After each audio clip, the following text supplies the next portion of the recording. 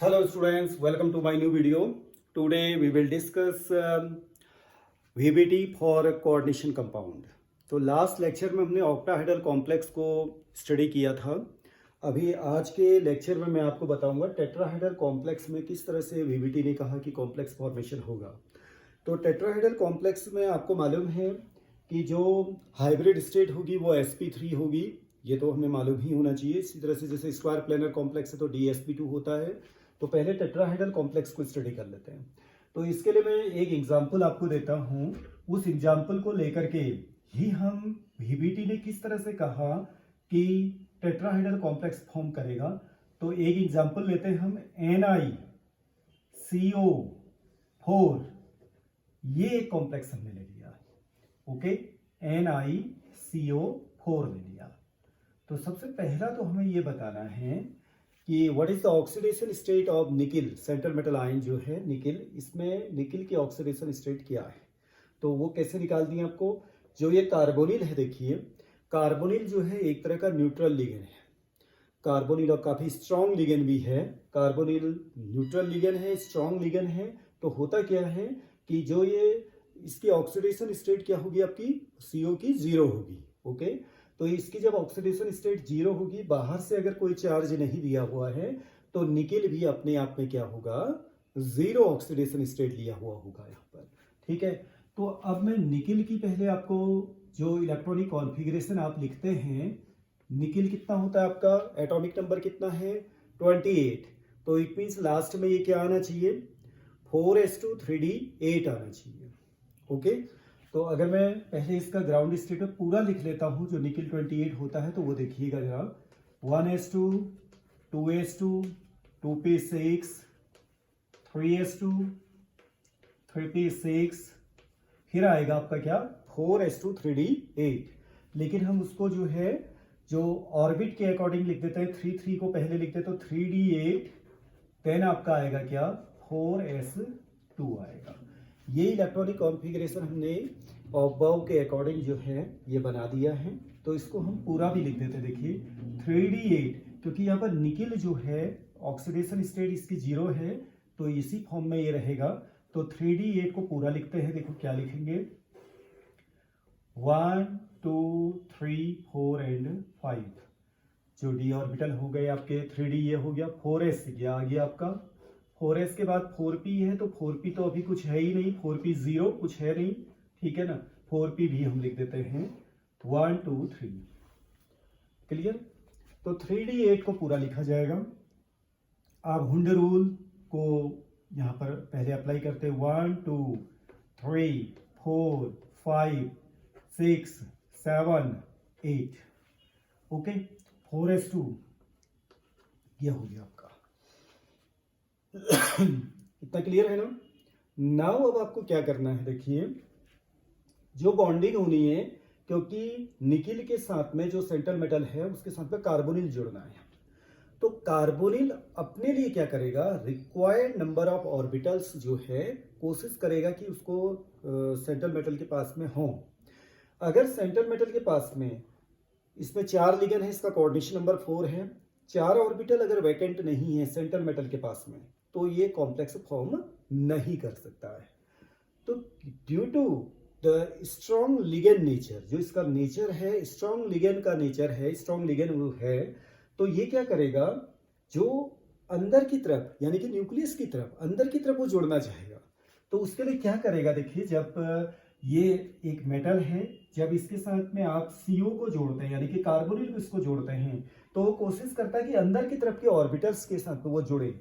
तो उसके लिए वो क्या करेगा, जो 4s के पास में देखिए 2 इलेक्ट्रॉन हैं, इनको अंदर के ऑर्बिटल में भेजने की कोशिश करेगा. अंदर उसको क्या कर देगा, वो पेयर अप कर देगा. इस तरह से इनको पेयर अप कर देगा. इट मींस कार्बोनिल जो है, जो यहाँ पे लिगेंड है, वो स्ट्रॉन्ग नेचर का होने की वजह से उसके इलेक्ट्रॉन और इन इलेक्ट्रॉनों के बीच में रिपल्सन होगा, वो अंदर की तरफ क्या हो जाएंगे, पेयर अप हो जाएंगे. जब अंदर की तरफ पेयर अप होंगे तो निकिल का जो अब इलेक्ट्रॉनिक कॉन्फ़िगरेशन बनेगा वो कुछ इस तरह का बनेगा. देखिए ये d ऑर्बिटल है, 1 2 3 4 5, 4s ये है, 4p इधर है, 1 2 3. तो ये ऑर्बिट जो इलेक्ट्रॉन है 3D में, जो इलेक्ट्रॉन 2 अनपेयर्ड हैं, ये यहां से अगर इलेक्ट्रॉन यहां आ जाएंगे तो ये क्या हो जाएंगे, पेयर हो जाएंगे। तो अब आपको 3D की पोजीशन कुछ इस तरह से मिलेगी। जितने भी इलेक्ट्रॉन यहाँ पे हैं ये सभी क्या हो जाएंगे, आपके ऑर्बिटल जो हैं सभी इलेक्ट्रॉनों के द्वारा पेयर्ड हो जाएंगे। इट मीन्स कोई भी अनपेयर्ड इलेक्ट्रॉन यहाँ पर नहीं बचेगा, किसमें, 3D में। 4s पूरा वैकेंट है, देखिए 4p पूरा वैकेंट है। ऐसा किसने किया, अंदर को पेयर अप किसने किया, कार्बोनिल ने किया, because of the strong nature. Okay, तो अब क्या होगा, निकिल की अब आपको बनानी है hybrid state. Nickel hybrid state बनाएंगे आप, हाइब्रिड स्टेट। अब जो निकिल की हाइब्रिड स्टेट बनेगी, जो s ऑर्बिटल है वैकेंट और जो p ऑर्बिटल है ये आपस में क्या हो जाएंगे, मिक्सअप हो जाएंगे, एनर्जी का रिडिस्ट्रीब्यूशन करेंगे। 4p की अगर एनर्जी ज्यादा है तो वो थोड़ा सा s के पास आएगी, इस तरह से दोनों की एनर्जी बराबर होगी और ये अपनी जगह बना रहेगा। और यहाँ जो है क्या हो गया आपका, ये दोनों मिक्सअप हो गए। मिक्सअप होने के बाद एक s ऑर्बिटल और 3 p ऑर्बिटल अगर मिक्स हो जाते तो sp3 के 4 ऑर्बिटल इक्विवेलेंट एनर्जी के बनेंगे। ओके, ये sp3 ऑर्बिटल हैं, sp3 sp3 and last one also sp3। तो इट मीन्स 4 sp3 ऑर्बिटल्स बने और सभी की एनर्जी क्या है, बराबर है, ऑल आर वैकेंट नाउ। अब जो कार्बोनिल इससे जुड़ा हुआ है, ये कार्बोनिल क्या करेगा, इन वैकेंट ऑर्बिटल को इलेक्ट्रॉन अपना क्या करेगा, डोनेट करेगा, ठीक है ना। तो बनेगा हमारा कंपाउंड एक NiCO4 कॉम्प्लेक्स बन जाएगा। और उसको किस तरह से आप शो करेंगे वो भी मैं यहाँ पे आपको शो कर दे रहा हूँ। देखिए, आपने ये 4 वैकेंट ऑर्बिटल ऐसे बनाने हैं, ऑल आर sp3। ओके, तो इसके साथ में CO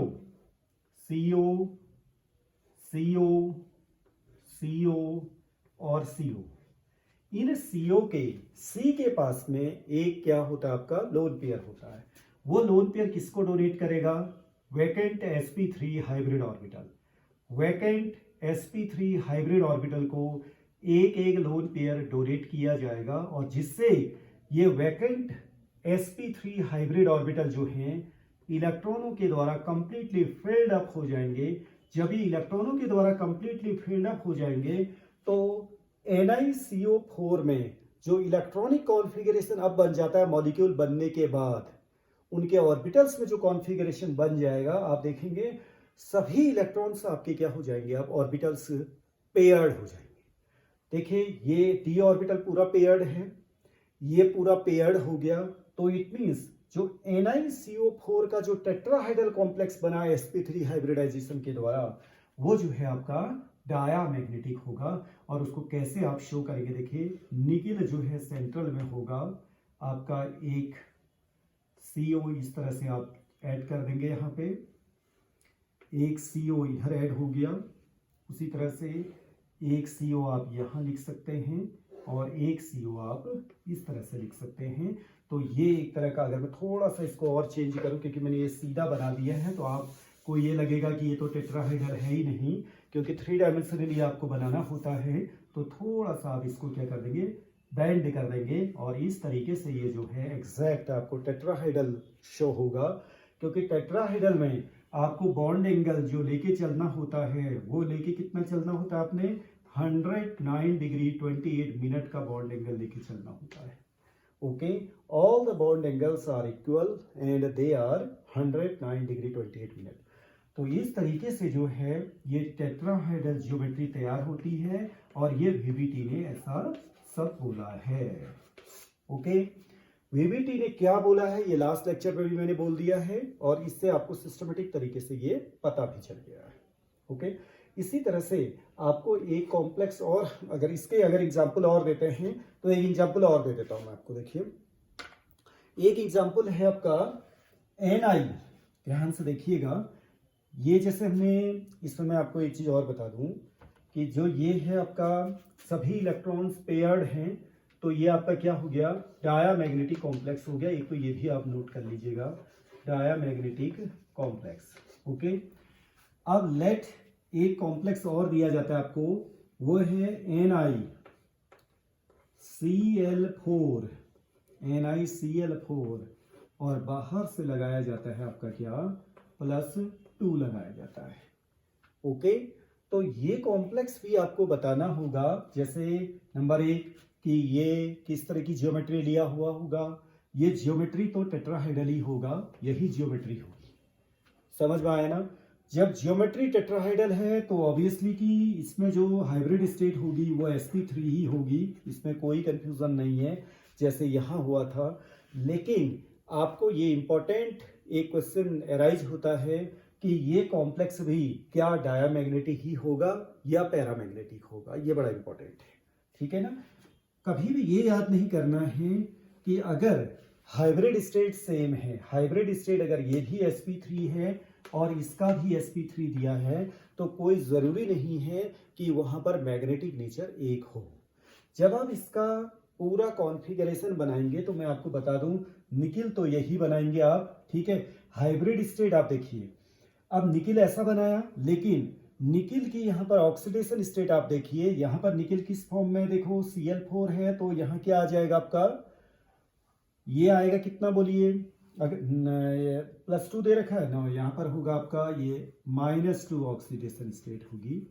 ओके, -2 है ये, +2 नहीं होगा, ये -2, अदरवाइज इसकी ऑक्सीडेशन स्टेट बहुत ज़्यादा हो जाएगी। ये -2 का कॉम्प्लेक्स मिलेगा आपको। तो 4 में से अगर आप 2 माइनस करते हैं तो ये बन जाएगा आपका क्या, Ni+2 बन जाएगा। तो Ni2 पॉजिटिव बनेगा तो आपके क्या होगा, देखिए 4s2 वाले इलेक्ट्रॉन जो है आउट हो जाएंगे। जब 4s2 के इलेक्ट्रॉन आउट हो जाएंगे तो आपको 3d8 में जो है 2 अनपेयर्ड इलेक्ट्रॉन मिलेंगे। ओके, जब 3d8 में 2 अनपेयर्ड इलेक्ट्रॉन मिलेंगे तो, और बाकी s तो गायब हो जाएगा, क्योंकि s के इलेक्ट्रॉन तो चले गए, आपके Ni2 पॉजिटिव बनाया, s के इलेक्ट्रॉन चले गए, और यहाँ पे आपको ऐसा मिलेगा। देखिए कैसा मिलेगा, ये 2 इलेक्ट्रॉन जो हैं आपके, ये जो 2 इलेक्ट्रॉन यहाँ पर हैं अनपेयर्ड फॉर्म में मिलेंगे आपको। ठीक है, मैं किसकी बात कर रहा हूँ, Ni2 पॉजिटिव की बात कर रहा हूँ, जो कि किस में है, NiCl4 -2 में है। ओके, मैं -2 के लिए कह रहा हूँ, +2 के लिए नहीं कह रहा हूँ, क्योंकि +2 में इसके ऑक्सीडेशन स्टेट कितनी चली जाएगी, 4 + 2 6 हो जाएगी। वो 6 तो वो शो ही नहीं करेगा। जैसे कभी आपका कॉम्प्लेक्स में अगर आप चार्ज लगाने में गलती हुई है तो आपको पता चल जाएगा कि मेरा कॉम्प्लेक्स चार्ज लिया, गलत चार्ज लिया हुआ है या सही चार्ज लिया हुआ है। ओके, ऑक्सीडेशन स्टेट से पता चल जाएगा। अब आप देखिए 2 अनपेयर्ड हैं, बाकी sp3 यहाँ भी होगा, ऐसे ही ये मिक्सिंग होगी, लेकिन इन 2 अनपेयर्ड इलेक्ट्रॉन की वजह से आपका NiCl4 का जो कॉम्प्लेक्स होगा, this one is paramagnetic in nature. ये किस फॉर्म में होगा आपका, पैरामैग्नेटिक नेचर का होगा। बाकी टेट्राहाइड्रल ज्योमेट्री अपनी जगह बनी होगी, sp3 हाइब्रिडाइजेशन अपनी जगह ही होगा, बॉन्डिंग सेम उसी तरह से होगी, लेकिन उसका नेचर बदल जाएगा। पहले मैग्नेट की तरफ नहीं जा रहा था, मैग्नेट से दूर जा रहा था, डायमैग्नेटिक था जब वो NiCO4 था, लेकिन जब वो NiCl4 बाहर से -2 लगा हुआ है, तब वो जो है पैरामैग्नेटिक हो जाएगा। अब वो मैग्नेट की तरफ जाने लगेगा, टुवर्ड्स मैग्नेट जाने लगेगा। तो ये डिफरेंस आपको नजर आएगा। ठीक है, तो ये मैंने अभी आपको बताया, टेट्राहाइड्रल कॉम्प्लेक्स बताया। इसी तरह से और भी एग्जाम्पल हैं, इनको आपको प्रैक्टिस करनी है। मैं 1-2 एग्जाम्पल और दे रहा हूं आपको। एक आप करिएगा FeCl4 और बाहर से लगा हुआ है -2, इसको भी आपको बनाना है। एक एग्जाम्पल और दे रहे हैं हम आपको, Zn जिंक का है, ZnNH3 4 और बाहर से लगा हुआ है +2, ZnNH3 4+2। 3 मैंने आपको दे दिया यहाँ पर NiCl4 -2, FeCl4 -2 और ZnNH3 4+2। इन तीनों में हाइब्रिड स्टेट आपकी क्या होगी, sp3 ही होगी।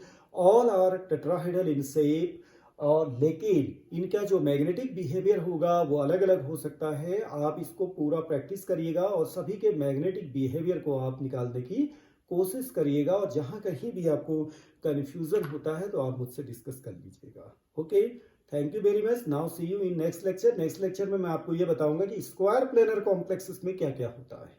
Okay, thank you, see you in letter.